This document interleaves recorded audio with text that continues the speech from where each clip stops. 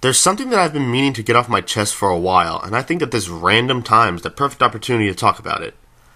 I was disappointed by the final boss in Breath of the Wild. Allow me to make my case. I do believe that Breath of the Wild is a really good game, and that majority of the game lives up to the hype. Hell, I think that the final dungeon is fantastic. Most of the time in Hyrule Castle, it doesn't really feel like a castle, save a room or two. But here, it really feels like a lived-in castle that has been mostly destroyed. It may not be the most puzzle-heavy or really hard save the Guardians, but it is genuinely enjoyable and atmospheric and a great final level in my opinion. But we are here to talk about what comes after Hyrule Castle.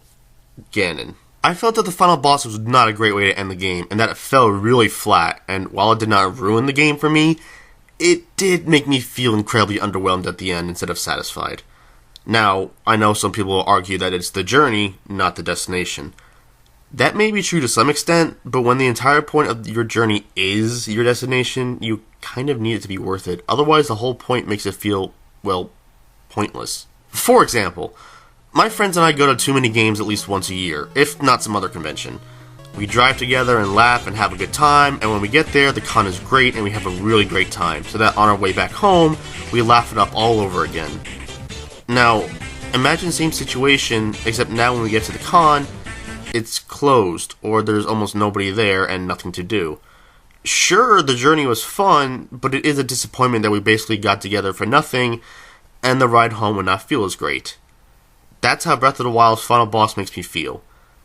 There's so much talk of Ganon and how he has to be stopped and how powerful he is, and yet none of that suspense and build-up is paid off. So you get to the top of the castle, and Ganon emerges, and he's a centipede with a beard and a quagmire arm? What is this design? It looks cool, don't get me wrong, and it fits the Blight theme of the bosses, but I don't know, something about it just bugs me. So the first phase of the boss fight already presents problems. For one thing, his health bar starts at half health, since the divine beams hit him, so already half the fight is taken away from us. Great start. And for anyone saying, well, don't do the divine beast and just go for Hyrule Castle. 1, I'm not doing a self-imposed challenge for my first playthrough. I want to experience as much of the game as possible. 2, I'm not going to start the game over from scratch so that the final boss is slightly longer. Also, no wonder you guys died and failed last time. Your main method of killing Ganon can't even fully kill his first form! You guys suck at your job.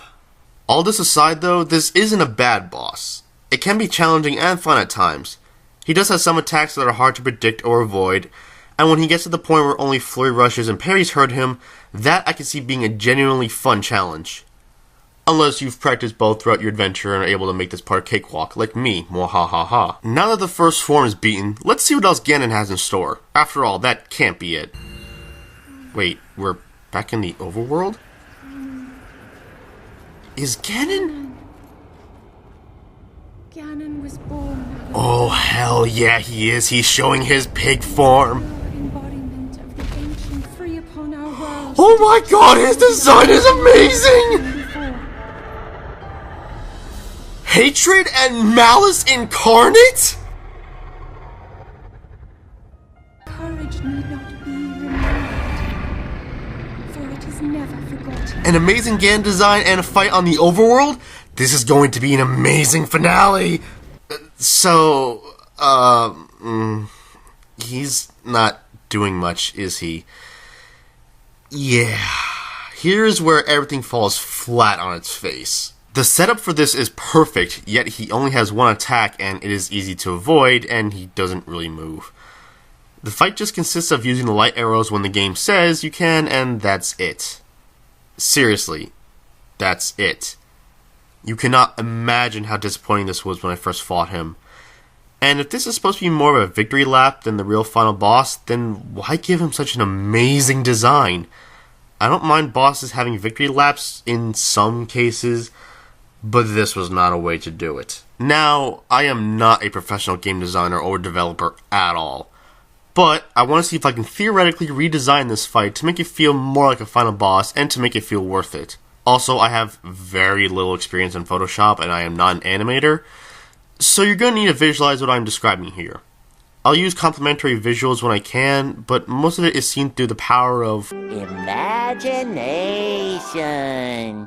If you have a different idea on how the boss should be played out, or can poke holes in my design ideas, please let me know. Anyway, so first things first, don't have the Divine Beasts fire at Ganon's first form. That's all that needs to be said about that part, but don't worry, I won't forget about them. For now, Dark Beast Ganon. The entirety of the main fight that is in the game can stay mostly the same, but now we're going to add more to the fight. Besides just a beam, maybe he can also fire energy bullets from his mouth, so that it is a bit harder to predict and dodge. Plus, have him move more. Obviously, he can't chase you around all of Hyrule, but moving towards you would give you more of a reason to ride around on the horse instead of only moving to find the weak spots. If you don't want him to move much, at least have him have something better to attack you other than his mouth beam. Besides that though, this part doesn't need that much tweaking. Now though, there is a whole second phase to this fight. And for this phase, honestly, just rip off Shadow of the Colossus and climb Ganon. This was an idea that Nintendo had for Ocarina, but couldn't implement it, so why not here with the biggest Ganon to date? Ganon falls to the ground, and you climb him. However, his skin damages you, since it's made of evil Play-Doh, so you take damage as you climb. Now, one of two scenarios can happen. In general, the idea I had when climbing was to climb all around him until you made it to his head. Simple enough. Of course, you need the boss to be designed so that only those who have 3 hearts and 1 stamina wheel can complete it too, but the more hearts and wheels you have, the easier it is. So you know those light spots Zelda made for you to hit with the light arrows? Use those again, but now in a different way. They are little safe areas that heal you and restore your stamina as you climb. The goal is to get to Ganon's head and deliver the final strike, since that seems to be a thing in this series.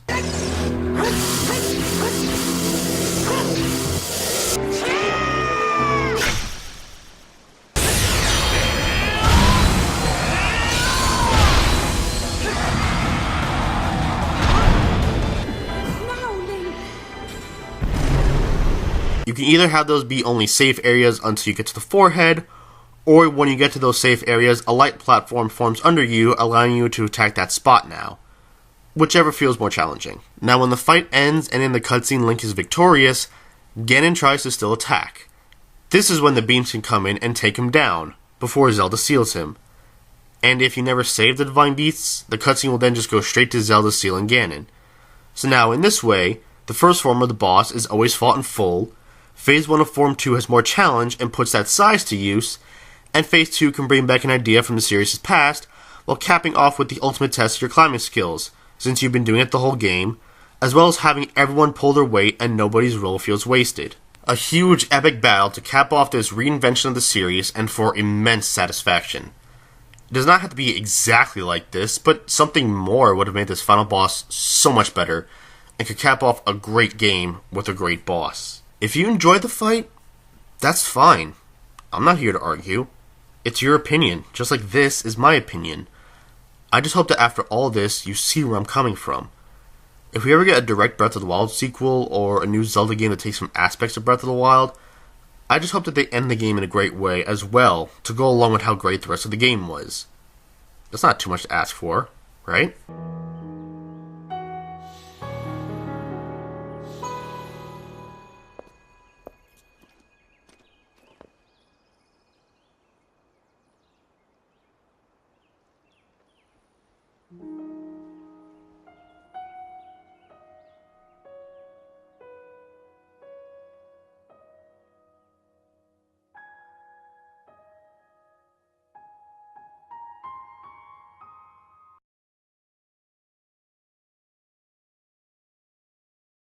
Also, no wonder you guys died and failed last time. Your main method of killing Ganon can't even fool- voice crack. Of course, you need the boss to be designed so that those who only have 3 hearts and 1 stamina wheel can complete... And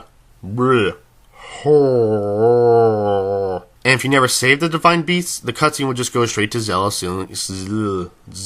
sealing Ganon. Okay. I talk way too fast. You ever notice that? Like, if you go through bloopers, if you've seen my previous videos, go through bloopers, or just sometimes when I talk, I seem to talk really fast. You ever notice that? Ugh, I hate it. I really hate it. Now, when the fight ends and in the cutscene Link is victorious, Ganon tries to still attack. This is when the beams can come in and take him down before Zelda seals him. And if you never save the Divine Beasts, the cutscene will then go straight to Zelda sealing Ganon. So now in this way, the first form of the boss... Fuck!